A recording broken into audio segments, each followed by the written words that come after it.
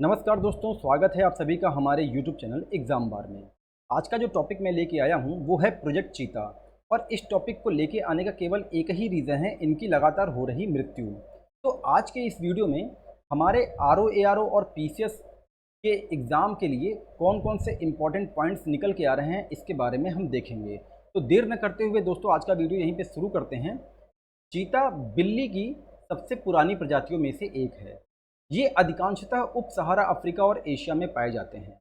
अफ्रीकी चीते का वैज्ञानिक नाम एसिनोनिक्स जुबेटस है और इसे आईयूसीएन की रेड लिस्ट में वल्नरेबल कैटेगरी में डाला गया है। वहीं एशियाई चीते का वैज्ञानिक नाम एसिनोनिक्स जुबेटस वेनेटिकस है और इसे आईयूसीएन की रेड लिस्ट में क्रिटिकली इंडेंजर्ड की कैटेगरी में डाला गया है।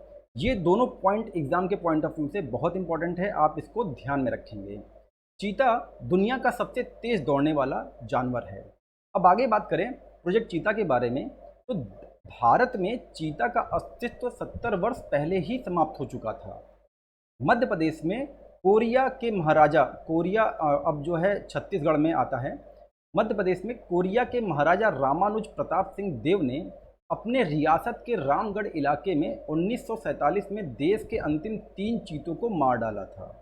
अब जब ये चीते भी समाप्त हो गए तो भारत सरकार ने वर्ष 1952 में चीता को आधिकारिक तौर पर विलुप्त घोषित कर दिया था। केवल भारत में विलुप्त घोषित किया गया था, पूरे विश्व में नहीं। आज पूरी दुनिया में सिर्फ 7000 के करीब ही चीते बचे हैं। चीता पुनर्वास परियोजना पर वर्ष 2019 से काम चल रहा है कि इसको हम अफ्रीकन कंटिनेंट से लेके आएंगे, लेकिन फिर होता क्या है कि सुप्रीम कोर्ट उस पर रोक लगा देती है। फिर अंततः जनवरी 2020 में सुप्रीम कोर्ट ने इसे मंजूरी दे दी है।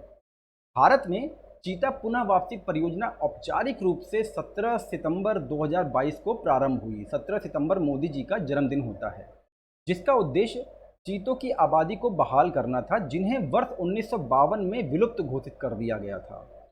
उसके बाद फरवरी 2022 में सरकार लोकसभा में ये जानकारी देती है कि इस प्रोजेक्ट के लिए वर्ष 2021-22 से 25-26 तक के लिए 38.70 करोड़ रुपए बजट आवंटित किया गया है।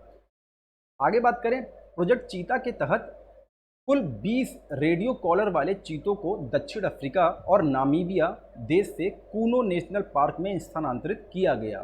कूनो नेशनल पार्क ही जो है चीतों का पहला अभ्यारण्य बना था। इन 20 रेडियो कॉलर चीतों में से 10 फीमेल थी और 10 मेल थे, तो ये आप ध्यान में रखिएगा। स्टेटमेंट वाले क्वेश्चन ऐसे बनाए जा सकते हैं। उसके बाद क्या होता है कि 4 शावकों का जन्म होता है, 4 कप्स जो है वो आते हैं और इनकी संख्या हो जाती है 24। लेकिन 9 चीतों की मौत के बाद यह संख्या घटकर अब 15 रह गई है। आगे बात करें चीता पुनः वापसी परियोजना के तहत उपयोग किए जाने वाले रेडियो कॉलर के कारण चीतों की गर्दन पर घाव और सेप्टिसीमिया, जिसे बैक्टीरिया द्वारा रक्त संक्रमण कहा जा सकता है, के मामले देखे गए हैं। ये जो रेडियो कॉलर होता है ना, इन्हीं के थ्रू जो है जीपीएस लगा होता है और चीतों को ट्रैक किया जाता है। लेकिन राष्ट्रीय बाघ संरक्षण प्राधिकरण एनटीसीए ने प्रारंभिक विश्लेषण में संकेत दिया कि इनकी जो मौतें हुई थी वो प्राकृतिक थी, न कि रेडियो कॉलर के कारण। जैसे डेटा दिया है, शाशा की जो मौत हुई थी वो किडनी अलाइनमेंट से हुई थी, उदय की कार्डियोपल्मोनरी फेलियर के कारण और दक्षा की मैटिंग अटेम्प्ट के कारण हुई थी। इसी तरीके से जो अभी हाल ही में मरे हैं, जुलाई 14 को सूर्या की मौत इन्फेक्शन से हुई थी और धात्री जो अभी लेटेस्ट 2 अगस्त को मरी है, उसकी जानकारी अभी मिल नहीं पाई है। और एक बात बताना चाहता हूँ कि अगले 10 वर्षों में 50 चीतों को लाने का लक्ष्य रखा गया है। तो ये तो रहा पूरा डेटा प्रोजेक्ट चीता के बारे में। आगे हमारे चैनल के माध्यम से आपको बहुत जल्द आरओ एआरओ की टेस्ट प्रैक्टिस सीरीज़ मिलने वाली है।